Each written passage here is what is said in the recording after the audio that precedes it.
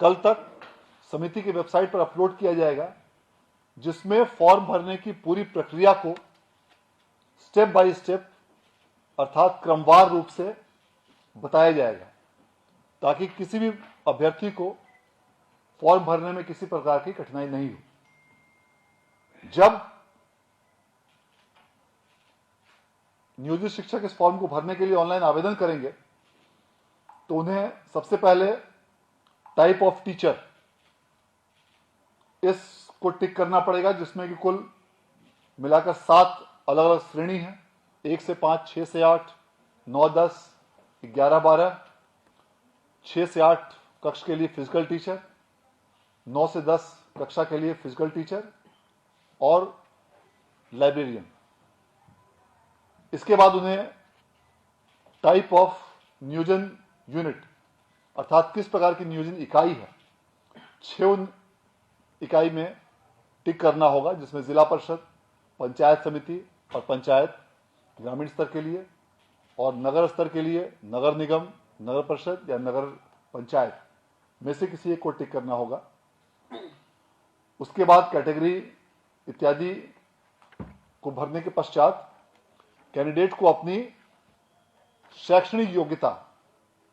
के संबंध में पूरी जानकारी इस विषय में उनको भरनी होगी। शैक्षणिक योग्यता के पश्चात जो ट्रेनिंग क्वालिफिकेशन है, जिस मामलों में लागू होगा, डीएलएड अथवा इक्विवेलेंट, बीएड अथवा इक्विवेलेंट या कोई अन्य, उस ट्रेनिंग क्वालिफिकेशन को भी उनके द्वारा भरा जाना होगा। और पूर्व में जिस किसी भी प्रकार की टीचर्स एलिजिबिलिटी टेस्ट को विद्यार्थियों को ऐसे नियोजित शिक्षकों ने जिसमें वो अपीयर हुए हैं, जिसमें उन्होंने उत्तीर्णता हासिल की है, उन सबों की विवरणी भी उन्हें लिखनी होगी। और उसका जो भी परिणाम रहा हो, क्वालिफाइड रहे हैं या नॉट क्वालिफाइड रहे हैं, उसकी भी विवरणी उनको देना अनिवार्य होगा। इसके बाद उनको सब्जेक्ट, अपना विषय, उसको भरने की आवश्यकता होगी। और तत्पश्चात उनकी पोस्टिंग के लिए 3 जिलों का विकल्प समिति द्वारा मांगा जा रहा है, और वह 3 जिलों का विकल्प उनको अपने इस आवेदन फॉर्म में भरना अनिवार्य होगा। उसमें से मेधा सह आरक्षण के आधार पर उनको जिलों का आवंटन किया जाएगा, और जिलों के आवंटन के पश्चात अगले चरण में उनको विद्यालयों का आवंटन निर्धारित प्रक्रिया के अनुसार उनको किया जाएगा। कुल मिलाकर इसमें 59 अलग अलग प्रकार की परीक्षाएं ली जाएंगी, जिसमें प्राथमिक कक्षा के लिए कक्षा 1 से 5 के लिए एक परीक्षा होगी, कक्षा 6 से 8 के लिए 8 विषयों की परीक्षा आयोजित की जाएगी। पूर्व में जो विज्ञप्ति प्रकाशित की गई थी उसमें 7 विषयों का उल्लेख किया गया था। उसके अलावा एक बांग्ला विषय भी इसमें जोड़ा जा रहा है, जिसके संबंध में कल अखबारों में विज्ञप्ति प्रकाशित कर दी जाएगी। माध्यमिक विद्यालय कक्षा 9 से 10 के लिए कुल 19 विषय निर्धारित किए गए हैं। इनमें पूर्व से जो 17 विषय अखबारों में विज्ञप्ति में प्रकाशित किया गया था, उन 17 विषयों के अलावा 2 अन्य विषय अर्थशास्त्र और गृह विज्ञान को भी आज जोड़ा जा रहा है, और इसके संबंध में भी कल तक अखबारों में विज्ञप्ति प्रकाशित की जाएगी। और इसके अलावा 11वीं और 12वीं के लिए 31 अर्थात कुल 59 विषयों में अलग अलग परीक्षा लिए जाने के संबंध में कार्रवाई की जा रही है। जैसा कि पूर्व में ही सूचित किया जा चुका है, यह परीक्षा ऑनलाइन रूप से आयोजित की जाएगी, अर्थात कंप्यूटर बेस्ड टेस्ट होगा, और इसकी अवधि 2.5 घंटे की होगी। इसीलिए ऐसे सभी शिक्षक अभ्यर्थी से अनुरोध किया गया है कि वे इस प्रकार की ऑनलाइन परीक्षा हेतु अभी से ही प्रैक्टिस प्रारंभ कर दें और इसके लिए उन्हें कई अलग अलग संस्थानों का विकल्प भी दिया गया है, जिसमें पीटीसी प्राथमिक शिक्षक प्रशिक्षण संस्थान, डाइट या ऐसे कई विद्यालय हैं जहां पर आईसीटी लैब की स्थापना की गई है। इनमें से कहीं पर भी वो जाकर निर्धारित अवधि जो शिक्षा विभाग द्वारा निर्धारित की गई है उसमें वे कंप्यूटर का प्रशिक्षण ले सकते हैं, ताकि उनको ऑनलाइन परीक्षा देने में किसी प्रकार की कठिनाई नहीं हो। इसके अलावा यह प्रावधान किया गया है फॉर्म भरते समय कि जो भी विवरणी जो भी हम लोगों ने बताया, यह जब शिक्षक अभ्यर्थी भरेंगे तो विवरणी भरने के पश्चात उन्हें रिव्यू का बटन दिया जाएगा, ताकि वो फॉर्म सबमिट करने के पहले अपने आवेदन पत्र को अच्छी तरह से एक एक फील्ड को देख लें। डेट ऑफ बर्थ, नाम, पिता का नाम, माता का नाम,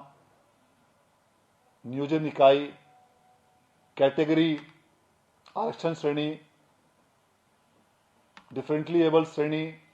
और अन्य जितने भी फील्ड उनको भरने हैं उसको वो पूरी तरह रिव्यू कर लें। और रिव्यू करने के बाद जब वो संतुष्ट हो जाएं कि मेरे द्वारा दी गई सारी विवरणी सही है, तभी वो सबमिट बटन पर क्लिक करें और उसके पश्चात फॉर्म भरा जाएगा। यदि किसी कारणवश उनके द्वारा भरे गए फॉर्म में कोई त्रुटि पाई जाती है तो इसके बाद इस फॉर्म की समीक्षा जिला शिक्षा पदाधिकारी के कार्यालय में की जाएगी और डीओ ऑफिस से उस फॉर्म को एक्सेप्ट या रिजेक्ट उसको किया जाएगा। जिस शिक्षक अभ्यर्थी द्वारा सभी विवरणी सही भरी जाएगी और जो इस परीक्षा में बैठने हेतु योग्य होंगे, उनका एप्लीकेशन डीओ कार्यालय द्वारा बिहार बोर्ड को फॉरवर्ड कर दिया जाएगा और तब उसका कैंडिडेचर अंतिम रूप से प्रमाणित माना जाएगा और उसके पश्चात उसे एडमिट कार्ड इशू किया जाएगा।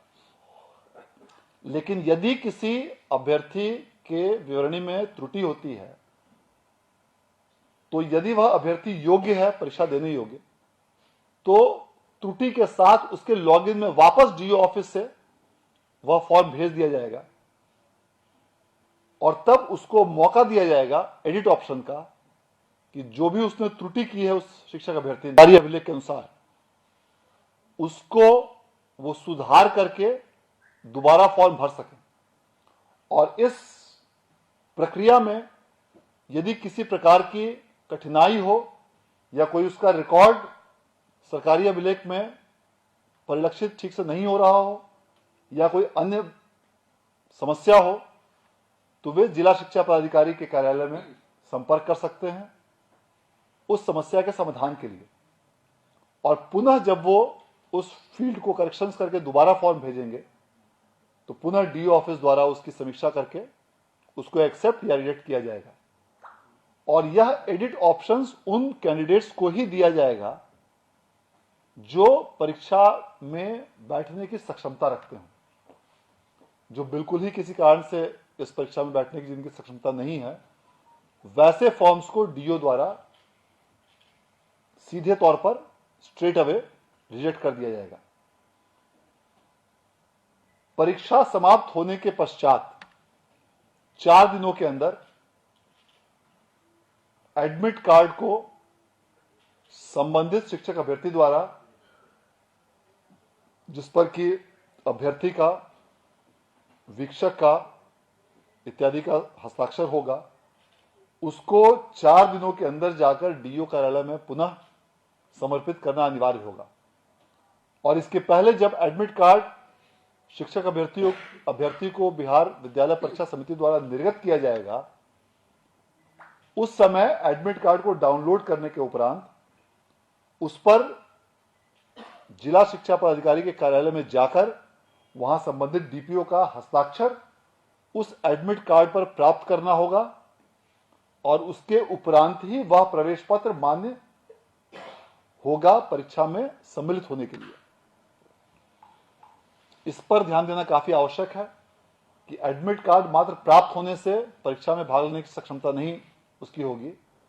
एडमिट कार्ड प्राप्त होने के उपरांत डीईओ ऑफिस में उसकी हार्ड कॉपी ले जाकर शिक्षक अभ्यर्थी को और उस पर डीपीओ स्थापना या जो भी प्राधिकृत प्राधिकारी होंगे डीईओ ऑफिस में, उनका हस्ताक्षर प्राप्त करने के उपरांत ही वह परीक्षा में बैठ पाएंगे। और अंत में जैसा कि अभी बताया गया, परीक्षा समाप्त होने के 4 दिनों के उपरांत उस एडमिट कार्ड को, साइंड एडमिट कार्ड जिस पर शिक्षक इत्यादि का हस्ताक्षर है, उसको पुनः डीईओ ऑफिस में समर्पित करना अनिवार्य होगा। तो ये सारी प्रक्रियाएं, चूंकि इस प्रकार की सक्षमता परीक्षा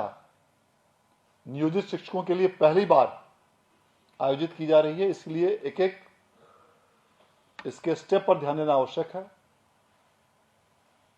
सभी शिक्षक अभ्यर्थियों से अनुरोध है कि पूरी प्रक्रिया को, जो गाइडलाइंस दिए गए हैं उसको अच्छे से पढ़ें, समझें। जो ट्यूटोरियल्स भी बिहार बोर्ड द्वारा कल तक अपलोड किया जाएगा, उसके भी सभी स्टेप्स को अच्छे से देखने के उपरांत ही आप इस परीक्षा में भाग लें। मैं आप सभी ऐसे शिक्षक अभ्यर्थियों के उन्नत भविष्य की कामना करता हूं और यह उम्मीद करता हूं कि इस परीक्षा में आपको सफलता हासिल होगी। धन्यवाद।